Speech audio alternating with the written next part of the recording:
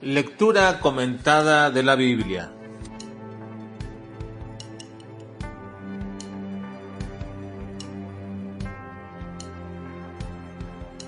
Efesios capítulo 4 al capítulo 6. El orden de la iglesia, el andar de la iglesia, la unidad de la iglesia, la lucha de la iglesia. Esta segunda parte del libro de los Efesios se centra en el proceso de una iglesia que debe glorificar a Dios.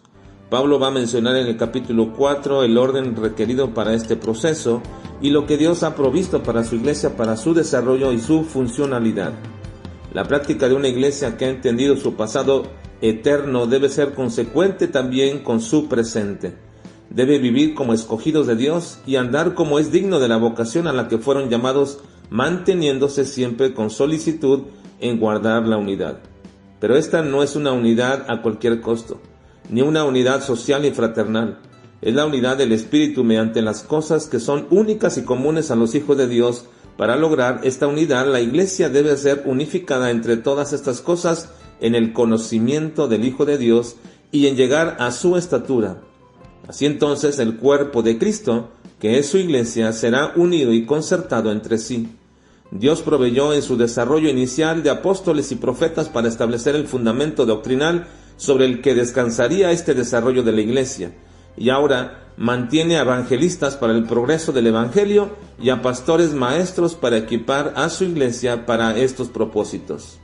Como resultado de esto, la práctica presente de una iglesia será una luz en la oscuridad y una diferencia atractiva. Y por ello Pablo, en medio de esta enseñanza, nos dice que el matrimonio de los creyentes es resultado de la imitación de Cristo y de su iglesia. Es maravilloso ver cómo Pablo nos revela la unión mística entre Cristo y su iglesia como el prototipo del matrimonio. Es más, me atrevo a decir que el matrimonio existe porque es la manera en que Dios diseñó para recordar y traer a la mente humana la maravillosa unión espiritual de Cristo y de su iglesia. Note que cada mandato de cómo debe tratar el marido a su mujer y viceversa siempre dice así como Cristo es la cabeza, o así como la iglesia se sujeta a Cristo, o así como Cristo amó a su iglesia, etc. Pero cuando termina esta serie de mandatos dice, grande es este misterio, mas yo digo esto de Cristo y de su iglesia.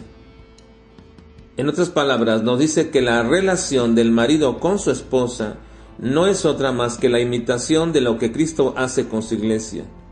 No digo con ello que la institución de la iglesia sea antes que la del matrimonio, pero en virtud de nuestro pasado eterno en los lugares celestiales y de nuestro futuro eterno en las bodas del Cordero, la institución del matrimonio tiene su más alto propósito no en la procreación ni en la compañía y complementación que puede tener el ser humano, sino en la imitación de la gloriosa unión de Cristo y su iglesia. Ahora, esto también es la ejemplificación de cómo un matrimonio se mantiene en unidad si este matrimonio se vincula a Cristo imitándolo. Entonces Pablo dice que la unidad en la iglesia depende precisamente de lo mismo. Él dice, sino que siguiendo la verdad en amor, crezcamos en todo en aquel que es la cabeza, esto es Cristo, de quien todo el cuerpo bien concertado y unido entre sí por todas las coyunturas, que se ayudan mutuamente según la actividad propia de cada miembro, recibe su crecimiento para ir edificándose en amor. Es claro que cuando algunos piensan en unidad, piensan en una armonía social y de convivencia, a veces hasta en cierta unidad quimérica, donde todos están de acuerdo en todo y nadie disiente de nada y todo es amor, felicidad, alegría, puro gozo y ninguna desaveniencia. Digo que todo eso es un sueño, es una quimera, porque no conozco ninguna iglesia así y no hay ningún registro en la historia de que esto haya sucedido en algún tiempo. Es más, ni en la iglesia incipiente que nuestro Señor Jesucristo estaba formando con sus 12 discípulos existía tal unidad. Sin embargo, no quiere decir que no se deba procurar tratar de buscar la mejor unidad bajo este aspecto. Pero tenemos que reconocer que la unidad de una iglesia siempre viene en virtud del crecimiento y de la madurez espiritual de sus miembros.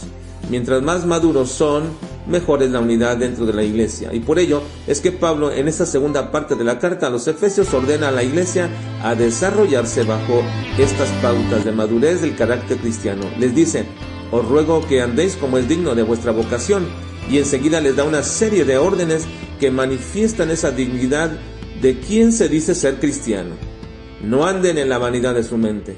Despójense del viejo hombre, renueven su mente, vístanse de un nuevo hombre, desechen la mentira, háblense con verdad entre ustedes. Si se enojan, no pequen, no den lugar al diablo, no hurten, no hablen cosas que no les edifican.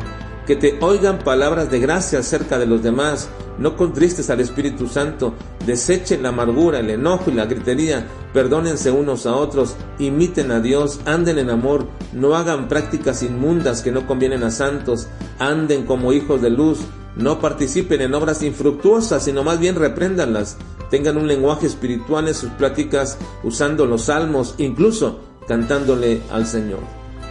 Ahora bien, entre tanto, todo esto, lo que esperamos con ansias, más de 2000 años de historia nos dicen que la Iglesia de Cristo entabla una lucha cruenta, no contra carne y sangre, sino contra principados y gobernadores de las tinieblas de este siglo, por lo cual es necesario vestirnos de las armas espirituales que Dios nos ha dado.